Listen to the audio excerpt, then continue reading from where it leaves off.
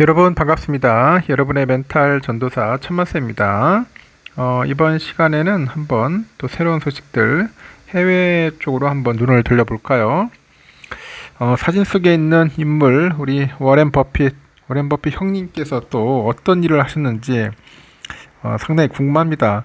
은퇴를 했는데 그래도 그 소속된 회사가 도대체 무엇을 하고 있는지 굉장히 궁금하죠. 버크셔가 도대체 어떤 주식을 사고 팔고 하는지 한번 살펴볼 필요성도 있습니다. 세계 최고 투자자 중 한 명이죠. 워렌 버핏. 그 중에 한 명. 우리 워렌 버핏이 최대 주주인 버크셔 해서웨이가 2분기면 4월에서 6월인데 2분기에 애플 비중을 줄였습니다.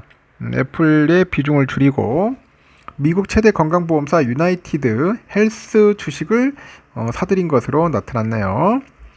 올 초까지만 해도 한 $500가 넘었던 그 유나이티드 헬스 주가가 실적 악화 등의 영향으로 이제 반토막까지 났습니다. 반토막까지 하락을 했다. 그래 버크셔 해서웨이가 미국 증권거래위원회 SEC에 그 제출한 13F 보고서를 보면은 이 버크셔는 2분기 중에 유나이티드 헬스 주식을 15억 7천만 달러를 사들였고 이는 버크셔의 전체 포트폴리오에서 18번째로 가장 큰 비중이라고 합니다. 많이도 샀네요. 2조 2천억. 운용자산이 1억 달러가 넘는 미국의 기관 투자자는 매 분기마다 포트폴리오 변동 사항을 담은 그 보고서를 SEC에 이제 보고를 해야 합니다. SEC는 이제 공시를 하죠.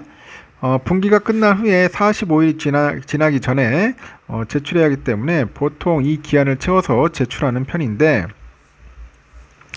이 버크셔를 포함해서 기관애들이 이 13F도 2분기가 끝나고 45일이 다 돼가는 14일에 이제 대부분 공개를 하는가 봐요. 유나이티드 헬스를 사들인 버크셔는 애플 주식은 2천만 주 매도를 했고 전체 포트폴리오에서 애플이 차지하는 비중은 1분기 25.76에서 2분기에는 22.31%로 줄었지만 애플은 좀 팔았네요. 여전히 가장 큰 비중입니다. 버크셔는 2016년 애플에 400억 달러를 투자해가지고 큰 이익을 거뒀죠.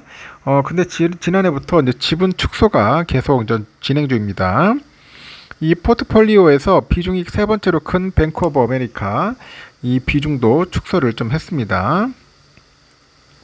유나이티드 헬스에 투자한 큰 손인 우리 워렌 버핏뿐만이 아니죠. 2008년에 서브프라임 모기지 사태를 예측해서 큰 이익을 거둔 마이클 버리가 이끄는 이 사이언 에셋 매니지먼트도 유나이티드 헬스 주식 35만 주에 대한 콜옵션과 유나이티드 헬스 주식 2만 주를 사들였다고 하네요.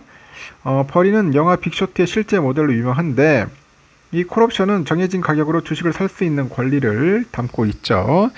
주가가 상승했을 때 이 콜옵션을 매수한 투자자는 이제 수익을 이제 거둘 수가 있겠습니다.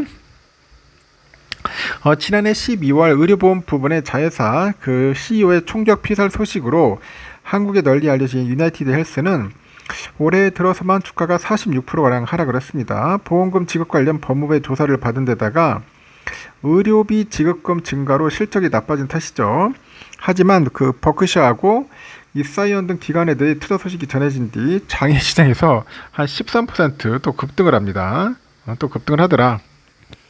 이렇게 레이 달리오가 세운 세계 최대 헤지펀드 브릿지워터 브릿지워터는 엔비디아, 마이크로소프트, 알파벳, 메타, 우버 등 빅테크의 기업 비중을 늘렸네요. 전체 포트폴리오에서 엔비디아가 차지하는 비중은 1분기 1.43에서 2분기는 4.61% 이렇게 커졌고 S&P 500을 추종하는 ETF인 SPY하고 스파이죠. IVV 이거에 이어서 세 번째로 큰 비중입니다.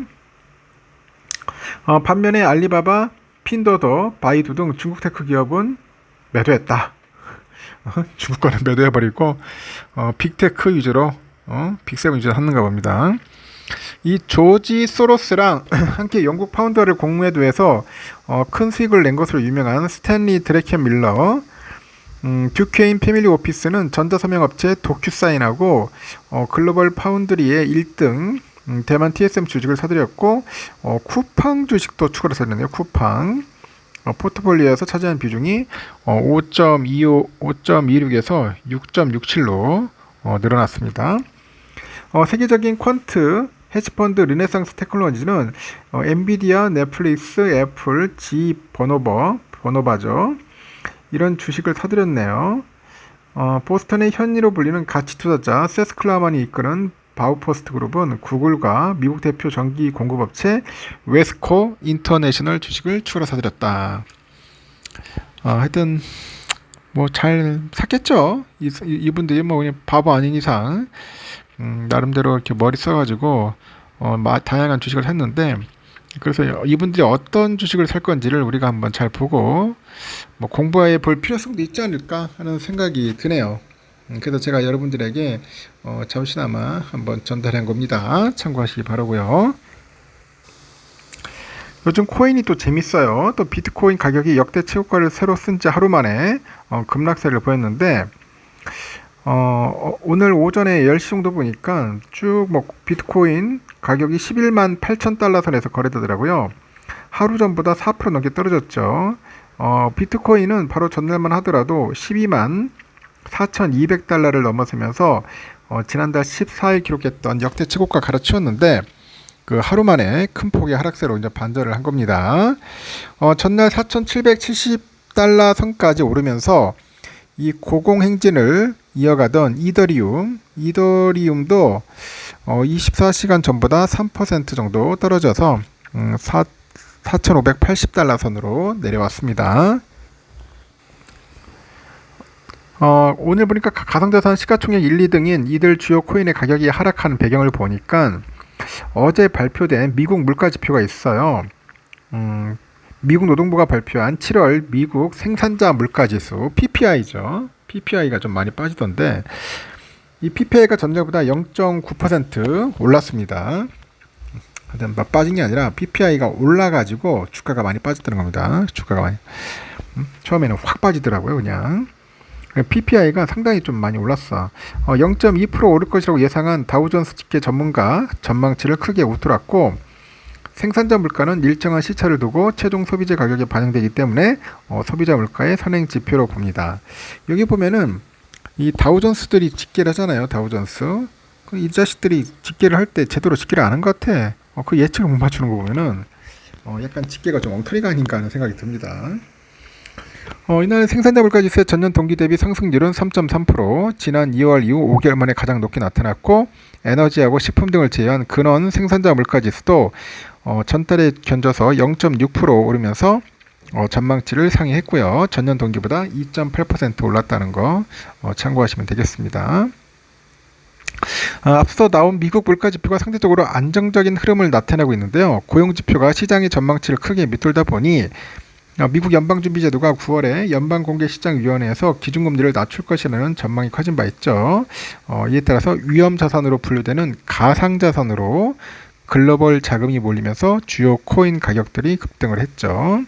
하지만 어제 생산자 물가가 나온 뒤에 보니까 시장에서는 금리 인하에 대한 기대감이 한풀 꺾였어요. 시카고 상품거래소 그룹이 연방기금금리 선물시장의 선물 가격 지표를 활용해서 연준의 통화정책을 예측하는 패드워치를 보니까 연준이 9월 기준금리를 현재보다 0.25% 낮출 확률은 전날 94.3에서 92.1% 줄었네요. 그 B컷을 할 가능성도 5.7에서 0%로 작아졌다. PPI가 그렇게 나오다 보니까 결국은 코라보 같다는 거 참고하시기 바랍니다. 좀 조정 받아야겠죠. 계속 오를 수는 없습니다. 일단은 여기까지 하겠습니다. 여러분 저녁 맛있게 드시고 다음 시간에 봬요.